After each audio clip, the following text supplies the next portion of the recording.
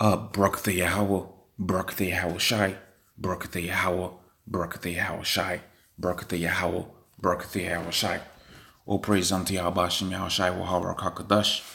Double honors unto the apostles of Great Millstone, honest you brothers that be pushing this truth in sincerity throughout the four corners of the earth. So this is going to be a relatively quick video, depending on how the spirit goes. And basically in this video, I wanted to touch on the topic that we have here at hand. And I'm gonna read it, and I'm gonna go into the scriptures. I'm not gonna use the word that they use here, which is white. Okay, I'm gonna use the word which is used within the scriptures, which is Esau and Edom. Okay, because that's who we're dealing with here. Okay, in this topic. Okay, this channel ain't for low level understanding. This is for high level understanding, and high level understanding is that you can have Israelites that look white, you can have Hamites that look white, okay, but only Esau can be Esau, and predominantly that's the people that you know as the so-called white people out here. Okay, but don't get it twisted. You got high ranking officials out there in China that look like Chinese people, but their lineage goes back onto the Rothschilds themselves, okay? Because when you check out how the Rothschilds, which are basically one of the top house, okay, and the Rockefellers, one of the top houses of Esau, okay, the people, the kings of this world, okay, the elite bankers, you check out how the elite bankers basically had their seed go out there, you find out that they basically breed into the royal line of whatever state that it is. So you got Hawaii, I believe a lot of the royalty goes back onto the elite banking families. If my history doesn't, if my memory serves me correctly, I believe a lot of their history goes back to Esau, because you had Esau come up in there and mingle within the seed, and over a period of generations, they really become, you know what, they really become the ones that are in rulership. Okay, so there's a lot of Edomites out there that are not necessarily white. So we're going to use the term Esau, but we're going to use this as a premise, okay, to go into Esau, who for the most part is who you call the so-called white people of today.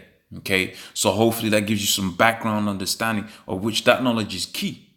That's a very important piece of knowledge, because we got brothers in the camp that look white, but they're Israelites. Because going back onto their fathers through their spirit. Remember, the scripture says,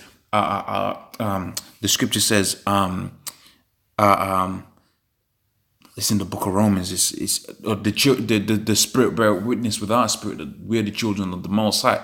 So, brother, if a brother is convicted that he feels that the spirit of the Most High is dealing with him, then, hey, who am I to say otherwise? Okay, but when you check out how the Lord set it up, He set it up to where the seed of Israel was scattered throughout the four corners of the earth. So you got brothers in the camp that look so-called white.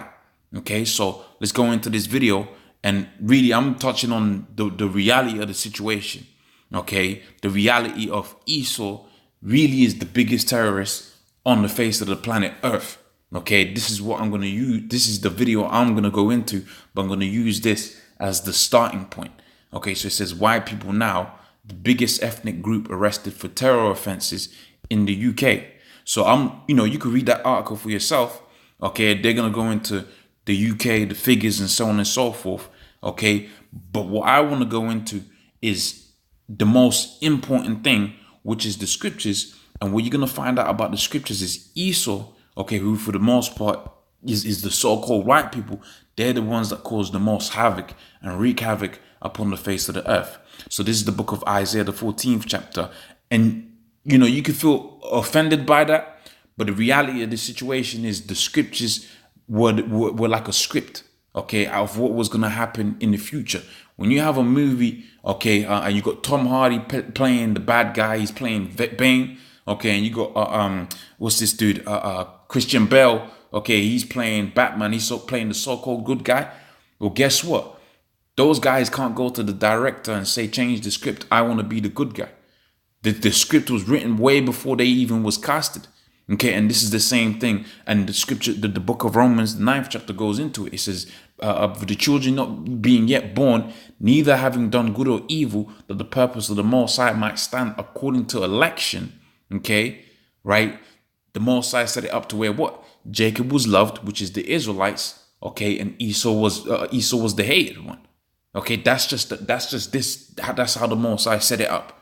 Okay, now let's go into the scripture here. Now, what I want to start off here and I'm gonna ask some questions as we're going. Okay, I'm gonna ask some questions as we're going, and you're gonna work out within your own head that Esau, okay, who predominantly, like I said, for the most part, the so-called white people, to put it into more of a name type scenario, what you know as the leaders of the United States, okay, and the leaders of NATO. Okay, they have basically brought the earth low. Okay, the earth is on its knees, both the people, okay, the trees, okay, the fabric of life is on its knees, okay, begging for their life because of what these people have done.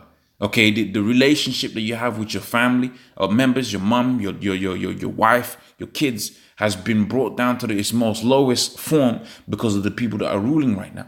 That's why you can't strike your children, of which when you read the Bible tells you you're supposed to be striking a child, because as a child grows up and goes through what's known as puberty, they get a lot of like demons on them that you're supposed to be smacking off. So what? So that when they come out of that, they ain't going to be bugged out. Okay, discipline is very important, but this is something that's not allowed anymore. Matter of fact, just having a disciplined opinion is seen as what? As seen as provocative within this society. Okay, so these are the people that have, and this has never existed until what? Until you had what was known as the so-called Renaissance period, when you had Esau coming back into power. Okay, so the book of Isaiah, the 14th chapter, and this is the 6th verse. It says, "He who smote the people in wrath with a continual stroke, he that ruled the nations in anger is persecuted, and none hindereth." Okay, so when you're talking about the people, okay, who's putting all of these great taxes, and these taxes that people don't even realize are being applied to them.